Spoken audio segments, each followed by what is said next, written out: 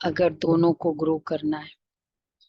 और दूसरा बाबा कह रहे कि बच्चे स्वाहा करने का संकल्प।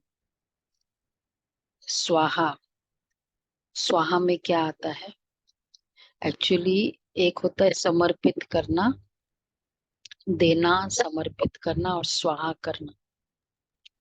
तो स्वाहा करने का मतलब ही हुआ वो बाद में मेरी रहती नहीं है, ऐसा ही होता है ना, स्वाहा। इसलिए वो बोलते हैं स्वाहा। वो जो डालते रहते हैं, वो चीजें अनाज डालते रहते हैं, स्वाहा। समर्पित नहीं बोलते, स्वाहा बोलते हैं कि अब वो मेरी गई। तो अग्नि में डाला जाता है स्वाहा करने के लिए। तो यहाँ भी हमको ज्ञान अग्नि में क्या क्या स्वाहा करना है, चूज करो। जो जो मेरा है ना उसमें से कुछ स्वाहा करना है। तो क्या क्या स्वाहा करेंगे? जो जो मेरा है। आज बाबा ने कहा रथ सहित, देह सहित स्वाहा करना। चलो बाबा के शब्दों की प्रेरणा लेंगे। 18-9।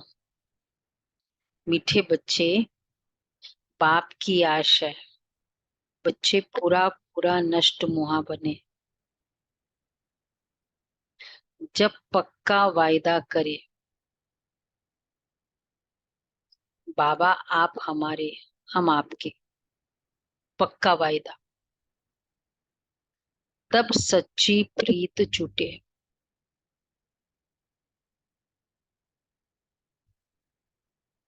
तब कहेंगे सच्ची प्रीत, पक्का वायदा। अच्छा, प्रश्न है, रुद्र शिव बाबा द्वारा रचे हुए यज्ञ और मनुष्य द्वारा रचे हुए जो यज्ञ यज्ञ जा रहे यज्ञ में मुख्य अंतर क्या है? वो भी यज्ञ है, ये भी यज्ञ है, वैसे इसका नाम ही है यज्ञ। हम कहते हैं ना यज्ञ हिस्ट्री है, यज्ञ पिता, यज्ञ माता, पहले तो यज्ञ ही बोलते थे ब्रह्मा कुमारी इस नाम ही नहीं था। तो उस यज्ञ में इस यज्ञ में क्या फर्क है?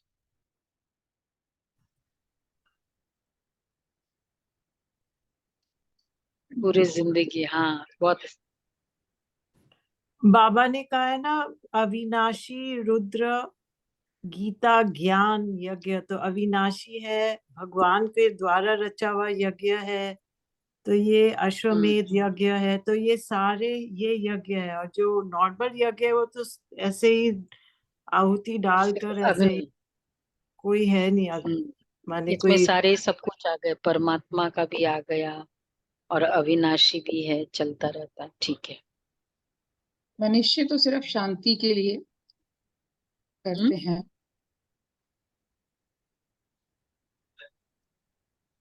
टेम्पररी शुद्धि होती है, यज्ञ होता तो है।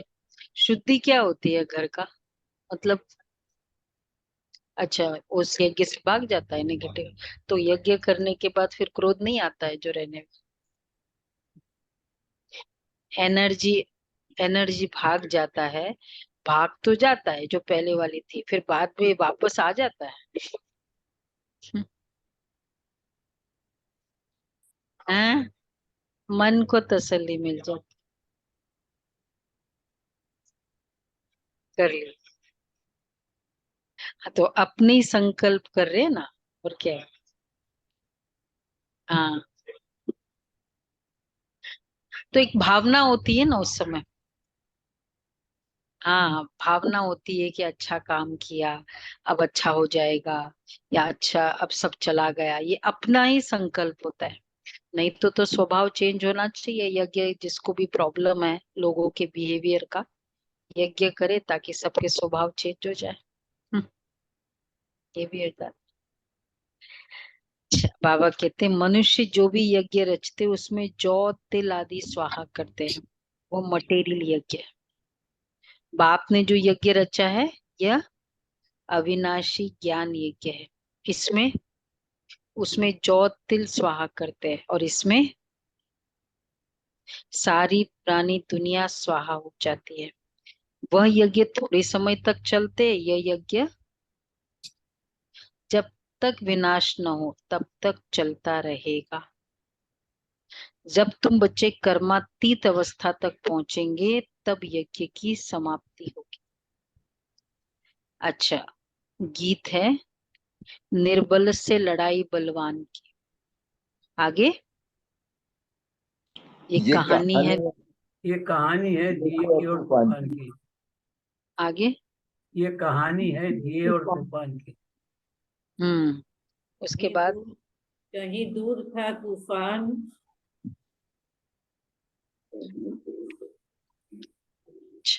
प्रेम भाई क्या बोल रहे हैं? दिए से था बलवान। दीदी मुझे भी ये याद नहीं है एक्चुअली। निर्बल से लड़ाई बलवान की, ये कहानी है दिए की और तूफान की। ये कहानी है दिए की और तूफान की।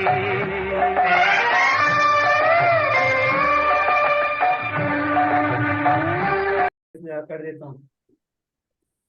तो बाबा यही कह रही है कि कितने वो छोटा है और कितना चलता रहता है, यही इसलिए इसकी कहानी है।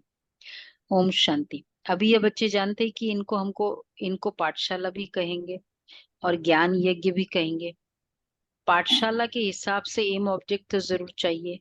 अभी ये यज्ञ का यज्ञ भी है और पाठशाला भी है। ये रुद्र ज्ञान यज्ञ है, वे लोग इनकी कॉपी करते हैं, मटेरियल यज्ञ रचते हैं, उनमें जो जौ तिल आदि की आहुति डालते हैं। और दूसरा फिर बहुत बड़ा यज्ञ भी रचते हैं जहाँ चारों तरफ शास्त्रों को रखते हैं। छोटे छोटे यज्ञ करते रहते हैं ना, उसमें जौ तिल। अब अभी ये फाइंड आउट करना है पूरी मुरली में कि ये जौ तिल रखते हैं, उसके पीछे अब ये भी यज्ञ है। तो वो जौ तिल जो रख रहे हैं, हमें इसमें कुछ करना नहीं है, लेकिन जो वो कर रहे हैं उसका रहस्य वो देखना है। तो जौ तिल रखने का मतलब क्या हुआ? हाँ,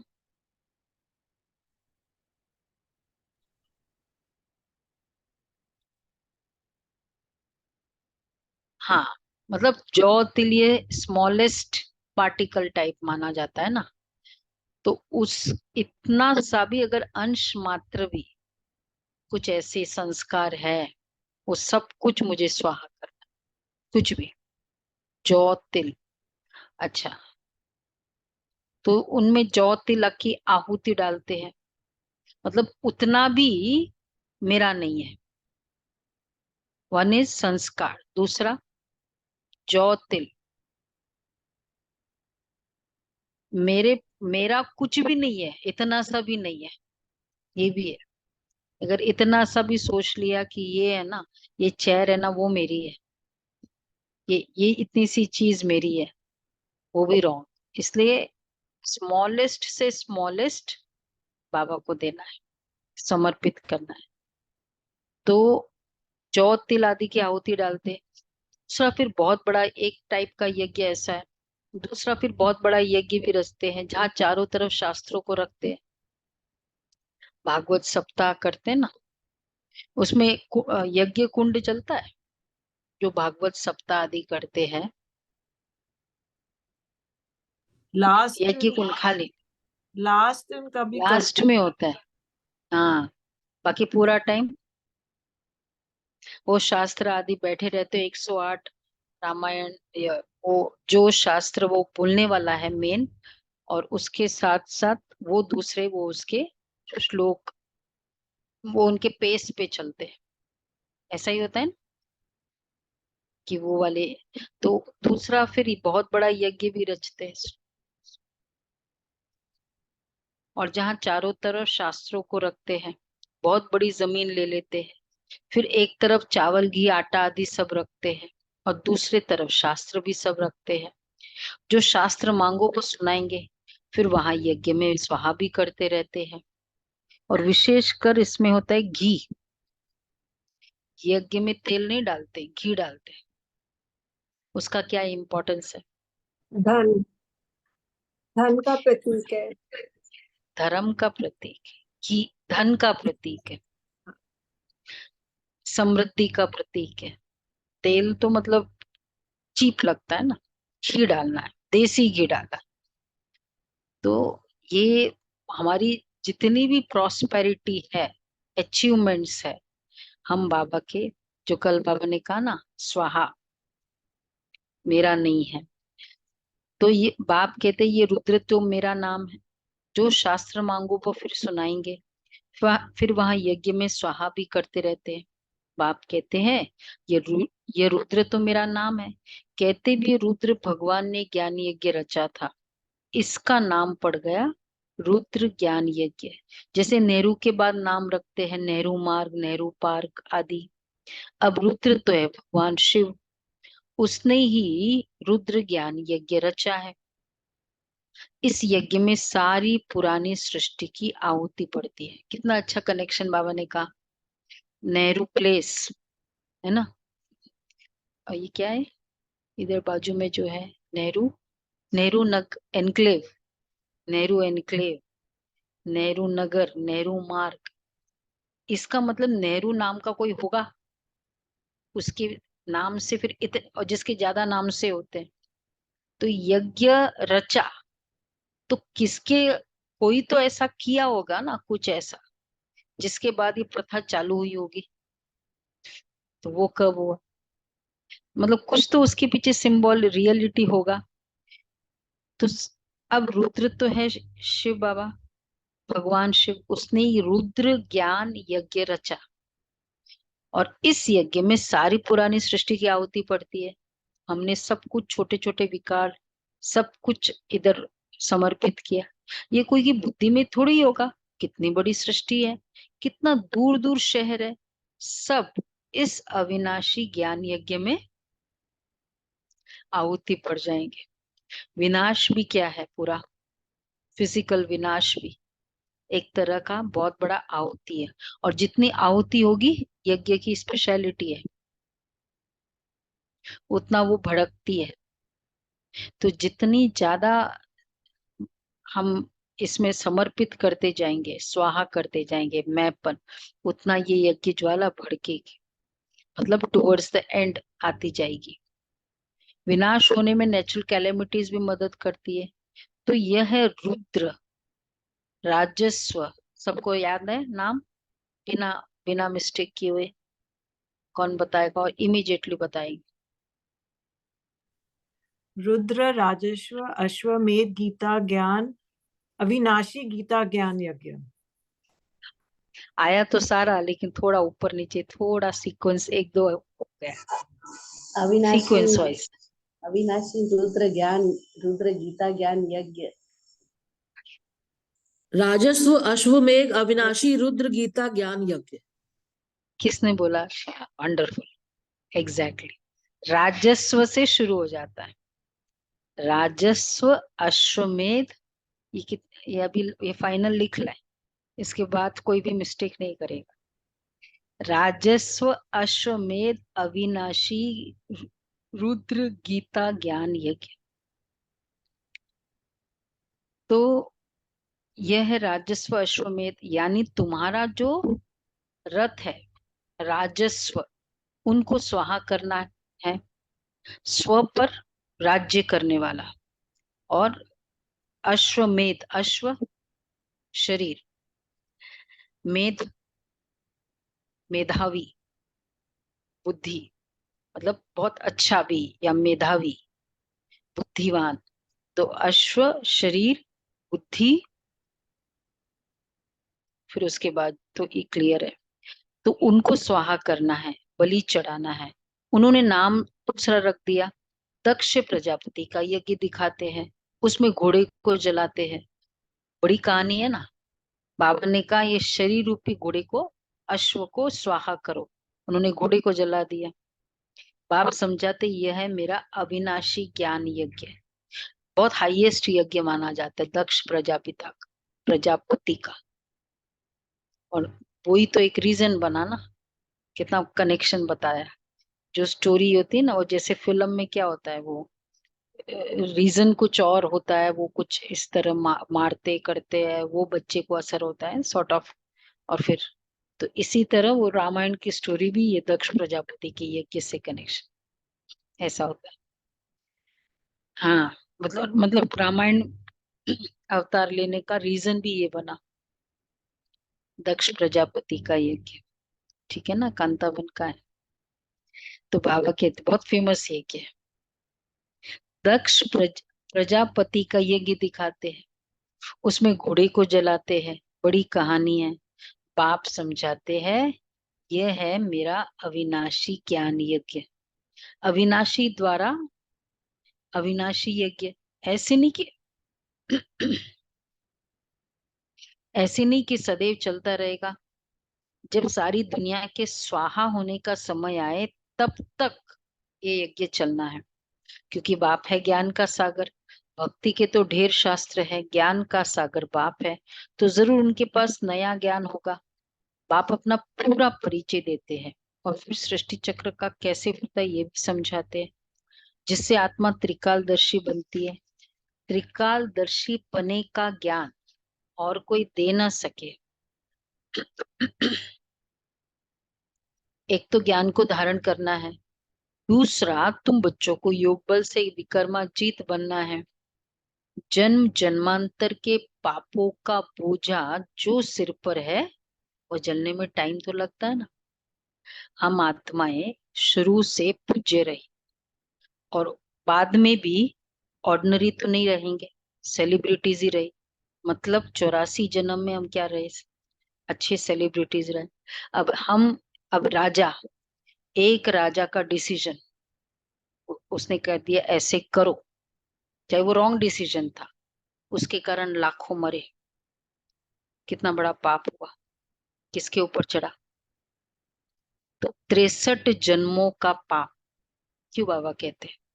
क्योंकि हाई पोस्ट पे रहे ऑलवेज हम सभी आत्मा, तभी तो देवता घराने की है। घराना तो इतना तो डाउन नहीं हुआ ना हमने।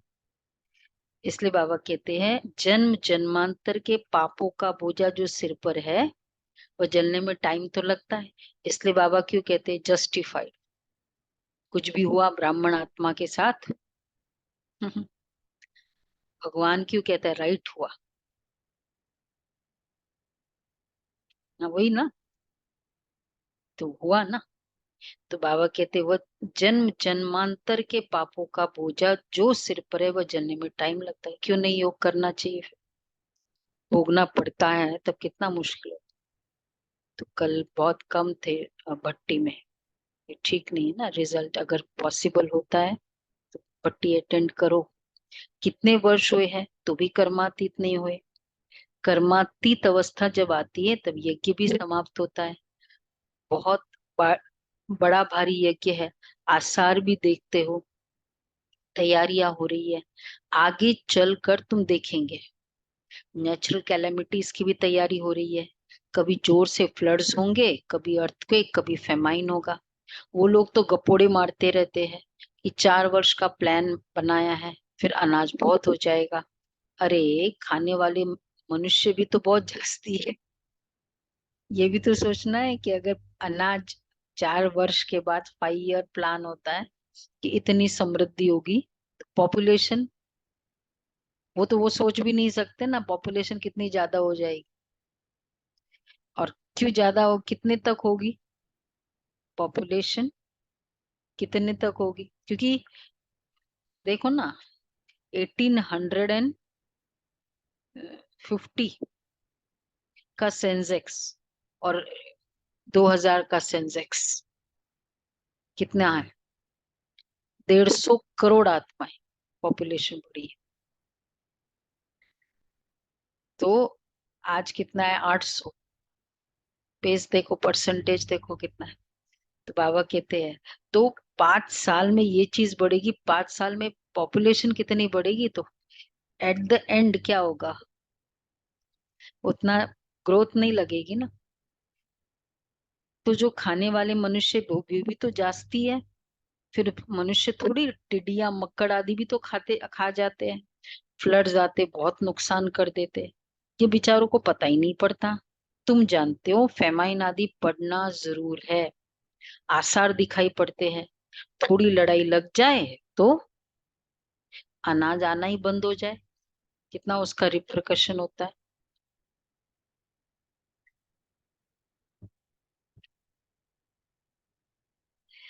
आगे लड़ाई में कितने स्टीमर्स डूबे थे, युद्धों का बहुत नुकसान किया था। हुआ ना अभी कितने कई पेट्रोल शायद बंद हो गया था यूक्रेन के समय, रशिया से वो लेते थे। बाप कहते 5,000 वर्ष पहले भी ये यज्ञ रचा था, तो तुम राजयोग सीखे थे। इसलिए जो प्लानिंग है वो केवल ग्रोथ की प्लानिंग है, बेस्ड ऑन करंट परिस्थिति। लेकिन जो ये इवेंचुअलिटीज आ सकती है, अनप्रेडिक्टेबल ये परिस्थिति आ सकती है, उसकी प्लानिंग, प्लस फिर वो पॉपुलेशन जो इंक्रीज होगी उसकी प्लानिंग कंप्लीट चाहिए होता है ना। यज्ञ और इवेंचुअलिटीज का जो इम्पैक्ट होगा वो कितना बड़ा होगा, उसका तो हम कर भी नहीं सकते। यज्ञ रचा जाता है ब्राह्मणों द्वारा। गीता में तो लड़ाई आदि की बातें लिख दी है, संजय आदि भी है, ये सब है भक्ति मार्ग की सामग्री, यह भी अविनाशी है। फिर से भक्ति मार्ग में वही सामग्री निकलेगी। रामायण आदि जो भी शास्त्र निकले हैं फिर निकलेंगे। जिन्हों की राजधानी चली है, अंग्रेज आए, मुसलमान आए, वह सब होकर गए, फिर आएंगे, फिर भी पार्टीशन होगा। इन बातों को तुम जान सकते हो। अच्छा, तुम्हारे में भी नंबरवार है, कोई तो कुछ भी नहीं जानते। तो बाप समझाते कितने यज्ञ रचते हैं, उन्हों को समझाना है वास्तव में है एक ही यज्ञ रचो, रचा हुआ है यज्ञ है, बस उसको बढ़ाओ, आहुति डालो। कौन सा यज्ञ रचा हुआ है? अश्वमेध अविनाशी रुद्र ज्ञान यज्ञ। काफी सारे सब कुछ यज्ञ आ गया उसमें, नाम ही इतना बड़ा है। जो रुद्र शिव भगवान ने रचा था, श्री कृष्ण ने रचा ही नहीं। श्री कृष्ण का वही चित्र तो सत्युग में मिलेगा। फिर सुना श्री कृष्ण के लवर्स, श्री कृष्ण का वही चित्र सिर्फ सत्युग में मिलेगा, फिर कभी मिल न सके। सुना रॉयल फैमिली में जिसको आना है, न वैसा श्री कृष्ण देखेंगे सुनेंगे, पूरे कल्प में नहीं। कितने साल का मिलेगा? हाँ, 150 नहीं, कितना? नहीं नहीं, 50-60। शादी इतनी जल्दी थोड़ी होती है,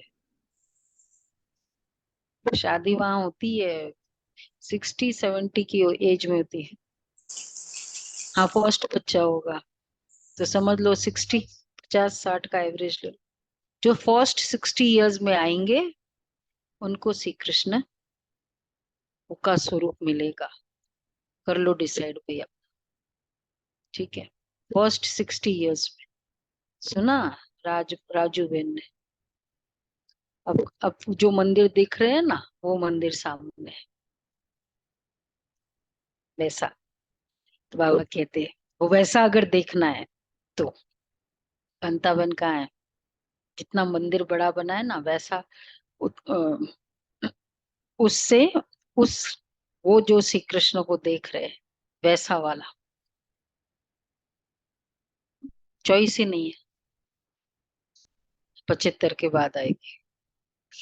हाँ, ये भी अच्छा है, अकाउंट्स अकाउंटिंग मेथड की। फर्स्ट 9 लाख में जो आएंगे उसके बाद, क्योंकि जो फर्स्ट आएंगे उनकी जो शादी होगी तो उसके बाद ही नेक्स्ट जनरेशन। 9 लाख, 9 लाख 2 करोड़ है। वो जो 2 वाला फिगर है वो 2 करोड़ के लिए, वो एंड तक स्टार्टिंग 9 लाख। तो जो पहले लॉट में आ गए। तो बाबा कहते हैं ऐसा तो हो न सके, तो क्यों श्री कृष्ण का वही चित्र तो सतयुग में मिलेगा, फिर कभी मिल न सके, क्योंकि वह नाम रूप देश काल तो सब बदलता जाता है। ऐसे तो हो ही नहीं सकता कि श्री कृष्ण आकर अपने को पतित पावन कहलाए। तो श्री कृष्ण वाला नाम और कभी होगा?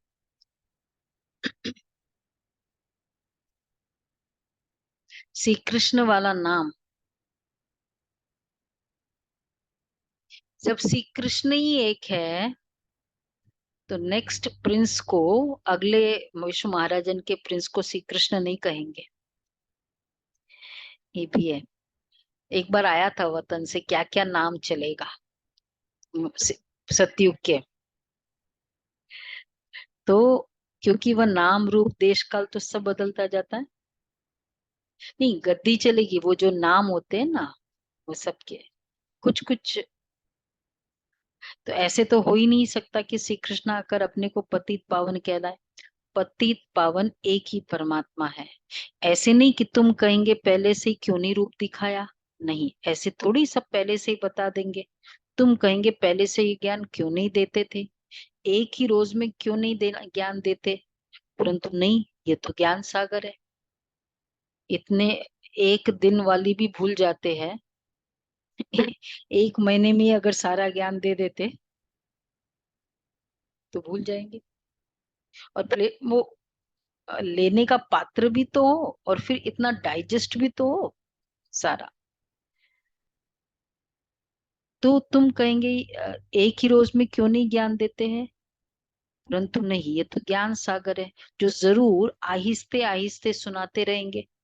ऐसे थोड़ी सब एक ही टाइम पढ़ लेंगे। दूसरा, ये पढ़ाई है, पढ़ाई में आहिस्ते आहिस्ते डिस्क्लोज करते हैं ना सारा कुछ, फिर बाद में टफर टफर होता रहता है। तो ये भी पढ़ाई है।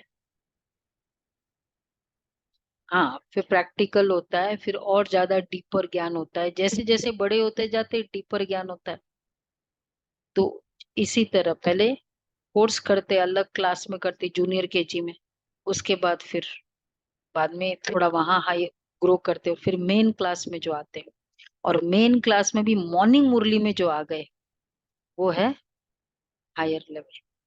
ठीक है, और मॉर्निंग में भी और टाइम पे जो आ गए और हायर लेवल।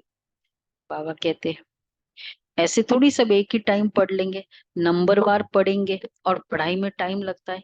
इसका नाम ही है, आज बार बार एक ही बात, अविनाशी रुद्र ज्ञान यज्ञ। अब ये कहा, यह तो कहाँ भी लिखा हुआ नहीं है, शास्त्रों में निमित्त मात्र सिर्फ अक्षर है। भारत का प्राचीन सहज राजयोग। अच्छा, प्राचीन कब? शुरुआत में। तो जरूर इस अविनाशी ज्ञान यज्ञ से ही स्वर्ग बनाया होगा। बाप कहते मैं आता हूँ कल्प कल्प संगम युगे, उन्होंने भूल कर दी है, टाइम भी बदल दिया है।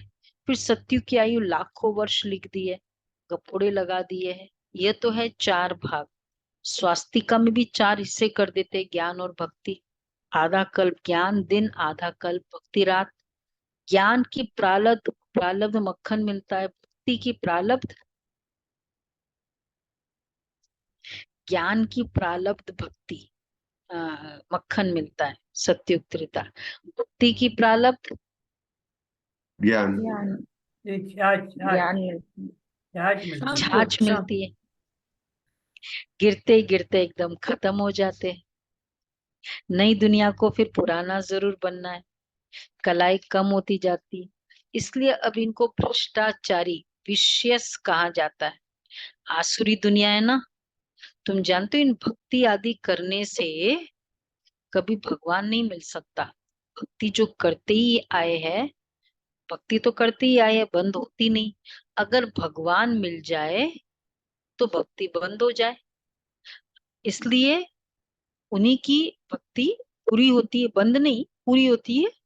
जिनको फील हो जाता है कि यस भगवान आ गया, जिनको मैं देख रही थी वो सामने बैठा है पढ़ा रहा है। फोटो होती है ना, बेटे की फोटो रखता है, वो विदेश चला गया सामने रखता है, अगर वो सामने आ जाए तब उससे बात करेंगे या सामने वाले से बात करेंगे, है ना। तो ये है, ये समझाना होता है। क्लियर सबको? बाबा कहते हैं आधा कल भक्ति को चलना है, तो अगर भगवान मिल जाए तो भक्ति बंद हो जाए ना। ये भी, ये सामने वाले से बात करना ही एक्चुअली उसका रिस्पेक्ट है। समझदारी तो है ही है, पर रिस्पेक्ट भी है, नहीं तो उसका रिस्पेक्ट भी नहीं।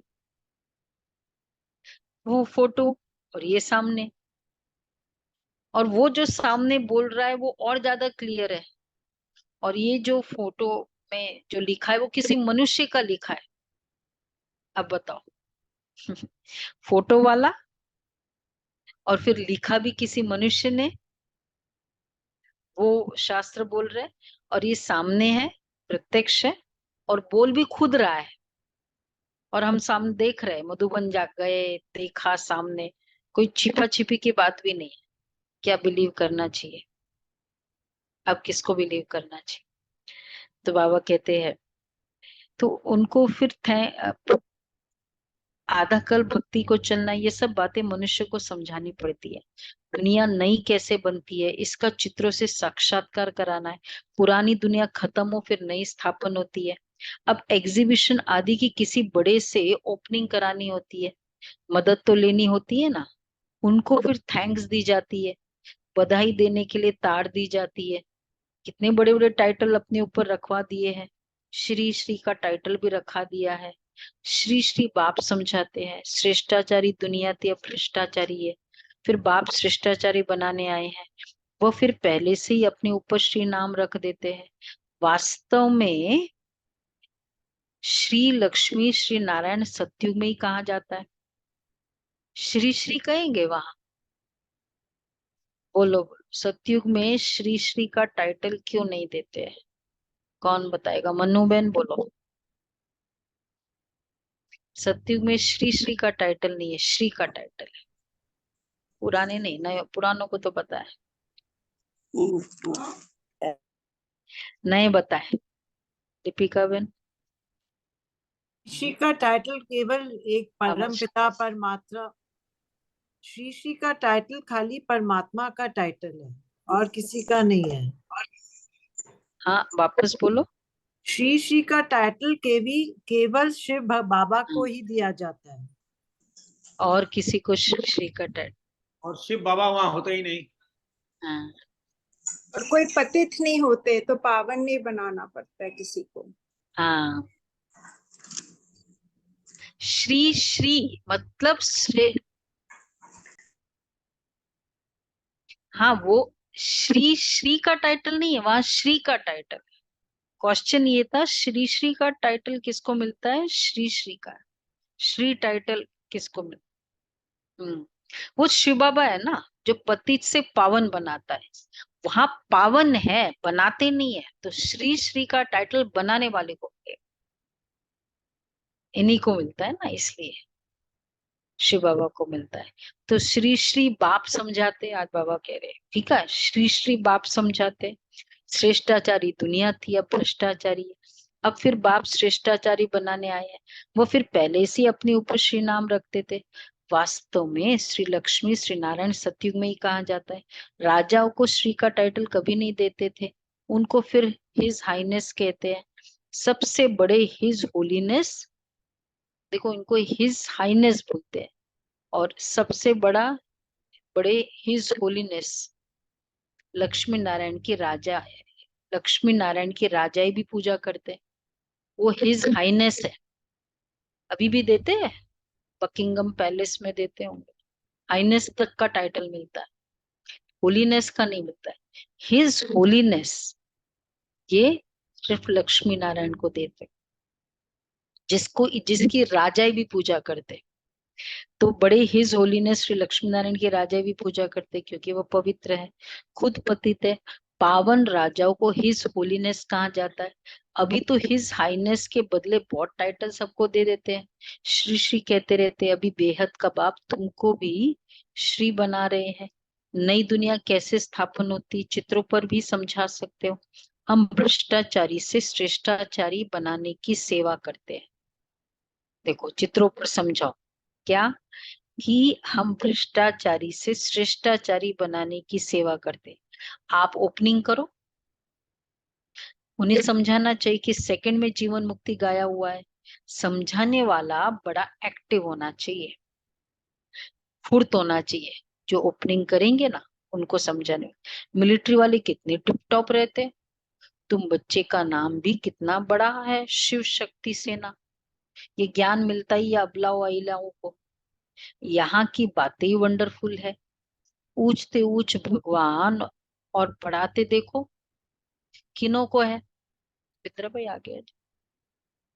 ऊंचते ऊंच भगवान पढ़ाते देखो किसको है, किसको पढ़ा रहे हैं? अबलाए अहिल्याओं को। यहाँ की बातें ही वंडरफुल है। कुब्जाओं को, अहिल्या जिन्होंने गलती की, बहुत बड़ी गलती की, कुब्जा, और वो भी इनोसेंट वे से, इसलिए वो अहिल्या, पत्थर, तो पत्थर बुद्धि वालों को कुब्जा। कुब्जाओं को बाबा पढ़ा दे, कौन है कुब्जा? हम्प जिसका निकला हुआ है, बैक, मतलब जो जैसे इतना, हाँ, निर्बल है या शक्तिशाली नहीं, आप जो शरीर से भी शक्तिशाली नहीं है, तो जो आत्मा शक्तिशाली नहीं है, कुब्जा। और इस तरह अजामिल, बहुत पापी, पंचम सिंह को किया ना बाबा ने ऐसे पापी को भी पढ़ाया। तो बाबा कहते हैं, परंतु अपने को सब पाप आत्मा समझते थोड़ी है। बाबा कहते हैं, अंतिम जन्म, भगवान वाच उन्हों को राजयोग सिखलाता हूँ, ड्रामा में ऐसी नोंद है, परंतु अपने को सब पाप आत्मा समझते थोड़ी है। बाप कहते ये अंतिम जन्म पवित्र बनेंगे तो 1 सेकंड में जीवन मुक्ति पा सकते हो।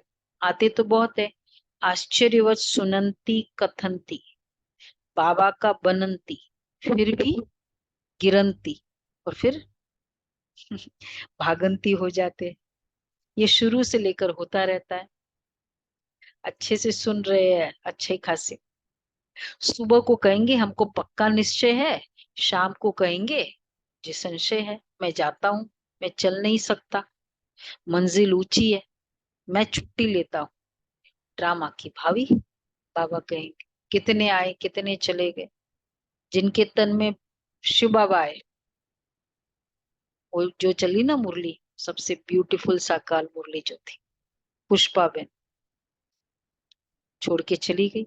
जानकी दादी ने बहुत फाइंड आउट करवाया कि पता करे, नहीं मिली। तन में शिव बाबा आने वाला बच्चा, संदेश या तो कही गई। तो बाबा कहते हैं ये यज्ञ है, चलता रहता है।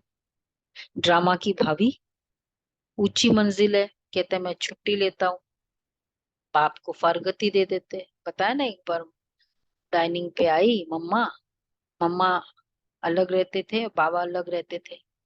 तो बाबा आए, मम्मा के साथ रहती थी बहनें, तो बाबा दिन में आते थे, ब्रह्मा भोजन साथ में करते थे।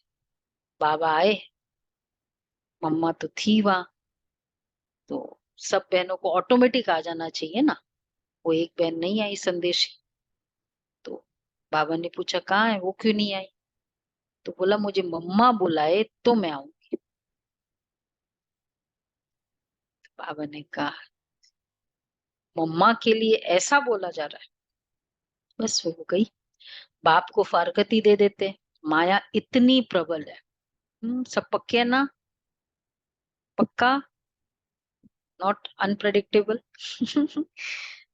अपने आप पर तो विश्वास होता है ना, ये नहीं कहा अभी तो है लेकिन माया का पता नहीं, तो फिर माया को वैसे ही चांस दे दिया। संकल्प ही कर लिया, चांस पक्का। ऑनलाइन सब पक्के, कांद नहीं हिला रहे हाँ, बाबा कहते बिंद्रा भाई पक्का, माया सुन रही है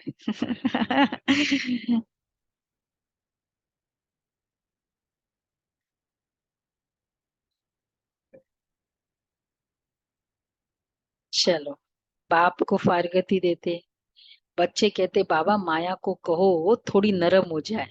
बाबा कहते मैं तो कहता हूँ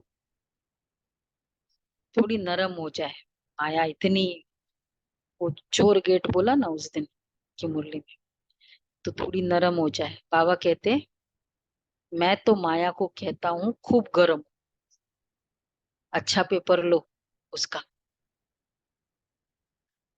हाँ, बेटी है, हाँ। बाप कहते खबरदार रहना, ऐसे नहीं कि माया थप्पड़ मार दे तुम फंस पड़ो। तुम मांगते हो जनक मिसल गृहस्थ व्यवहार में रहते जीवन मुक्ति पाए। बाप कहते एक जन्म पवित्र बनो, तुम स्वर्ग के मालिक बनेंगे। मनुष्यों की जहर से विकारों से कितनी दिल है, चलते चलते गिर पड़ते हैं। हम शादी करना नहीं चाहते तो गवर्नमेंट कुछ कर ही नहीं सकती है, समझा सकते कि हम पतित बने ही क्यों, जो पुजारी बन सबके आगे सिर झुकाना पड़े। मैं कुमारी हूँ तो सब मेरे आगे सिर झुकाते हैं, तो हम क्यों न पूज्य रहे। बेहद का बाप कहते हैं कि पवित्र पूज्य बनो। एक ही राज्यों का इम्तिहान है, कितने चढ़ते और गिरते हैं, हर एक अपना अपना पार्ट बजाता है, रिजल्ट फिर भी वही रहेगी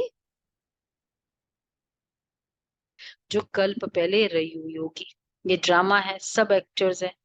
पूरा नष्ट मोहा बने तब तो बाप से प्रीत जुटे, फुल नष्ट मोह। तो जैसे बताया ना वो एग्जाम्पल, सिल्वर कॉर्ड, उस दिन सुना ना, ट्राई करो, ये मेटाफिजिक्स का बड़ा अच्छा फॉर्मूला है। सिल्वर कॉर्ड कटिंग करो, जिन जिन आत्माओं के साथ रग जुटी हुई है, अर्थात उनका कुछ भी मेरे को इम्पैक्ट करता जा रहा है, वो कुछ भी हो सकता है, एम्प्लॉय भी हो सकता है, एनीथिंग, और मेरा असर करता जाता है, किसी से कम किसी से ज्यादा। तो सिल्वर कॉर्ड ये बहुत प्रेजेंट वाला होता है, इसलिए सिल्वर कॉर्ड उन आत्माओं से काटो।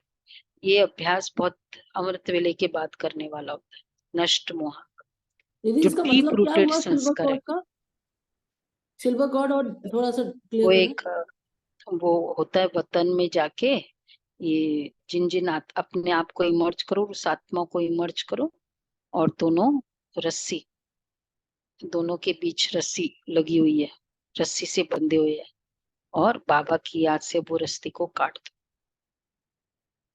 अर्थात वो भी फ्री, मैं भी फ्री, प्यार पूरा है, लेकिन अब असर नहीं होता है उसका।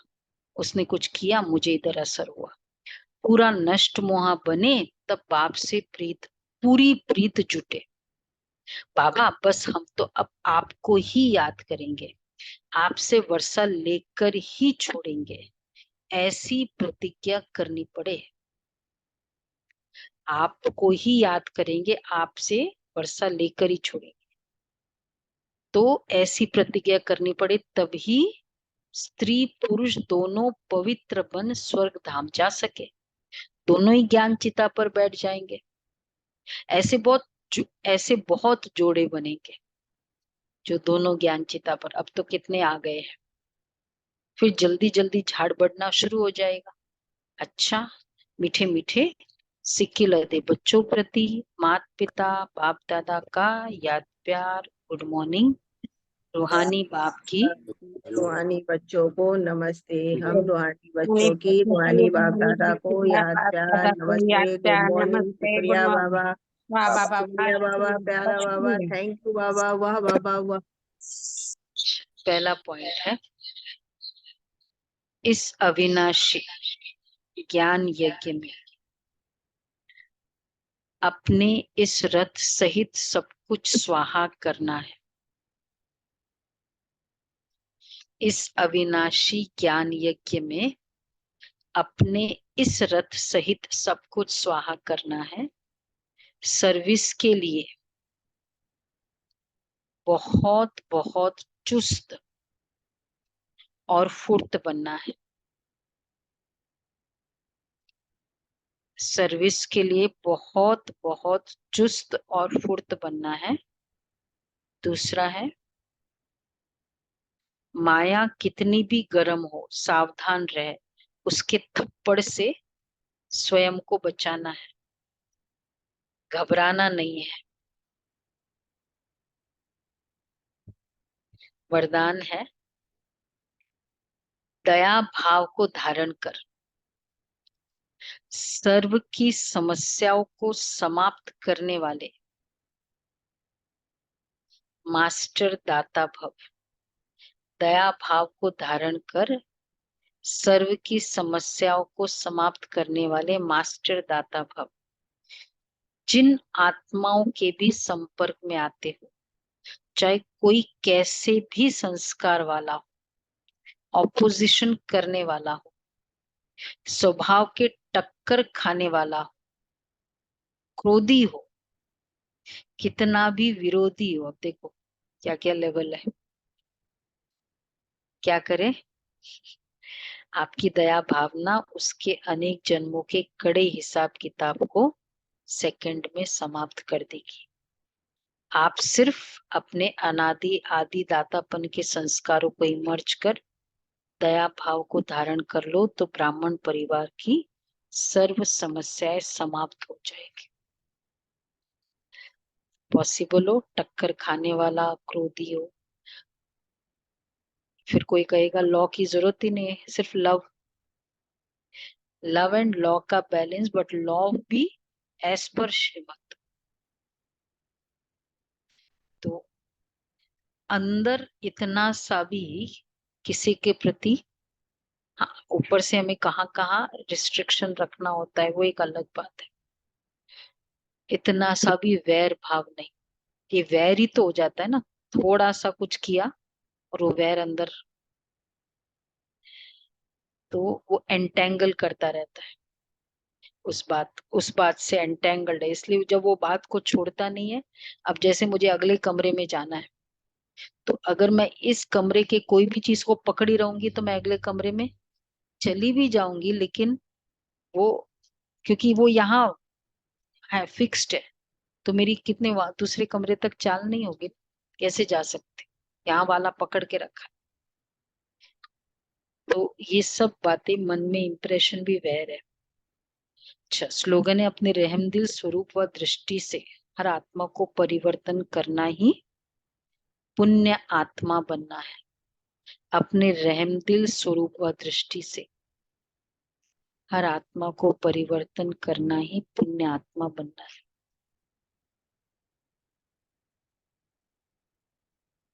अच्छा, अव्यक्त इशारे 17 और 18। जब स्वयं को अकाल मूर्त आत्मा समझेंगे, इधर ही, तब अकाले मृत्यु से, अकाल से सर्व समस्याओं से बच सकेंगे। मानसिक चिंताएं, मानसिक परिस्थितियों को हटाने का एक ही साधन है, अपने इस पुराने शरीर के भान को मिटाना। देह अभिमान को मिटाने से सर्व परिस्थितियां स्वतः मिट जाएगी। 18 है, अपने संकल्पों के तूफान व कोई भी संबंध द्वारा प्रकृति व समस्याओं का द्वारा तूफान व विघ्न आते हैं, तो उनसे मुक्ति पाने के लिए योग युक्त, युक्ति युक्त बनो। जब तक योग युक्त नहीं, तब तक विघ्नों से युक्त हो। योग युक्त आत्माएं तूफान को भी तोहफा बना दे। योग युक्त है तो वो तूफान भी एक मैजिकल सॉल्यूशन लेकर आ जाता है, जो दूसरों के लिए एक बहुत बड़ा मोटिवेशन, इंस्पिरेशन मिल हो जाता है। उसके लिए चाहिए योग युक्त। आज हम बाबा के जितने भी स्टोरीज का वर्णन करते, तो उसमें क्या स्टोरीज कि इस तरह की परिस्थिति आई और बाबा ने कैसे टैकल किया। ये परिस्थिति आई तो तूफान भी तोहफा बन